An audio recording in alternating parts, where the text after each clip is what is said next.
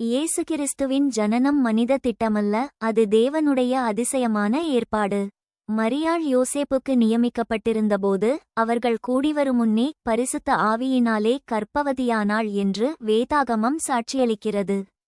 இது மனித அறிவால் புரியாத, ஆனால் தேவனுக்கு எல்லாம் சாத்தியமென்பதை வெளிப்படுத்தும் உண்மை. தேவன் தமது இரட்சிப்பு திட்டத்தை அமைதியாகவும் பரிசுத்தமாகவும் செயல்படுத்தினார். மரியாளின் கீழ்ப்படிதலும் பரிசுத்த ஆவியின் செயல்பாடும் நமக்கு ஒரு முக்கிய பாடத்தை கற்பிக்கிறது. தேவன் செயல்படும்போது மனித எல்லைகள் தாண்டப்படுகின்றன.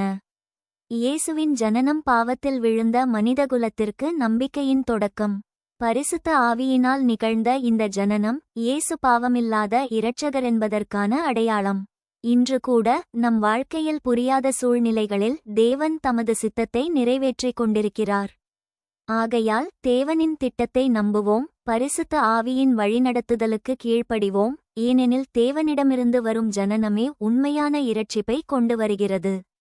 ஆமேன்.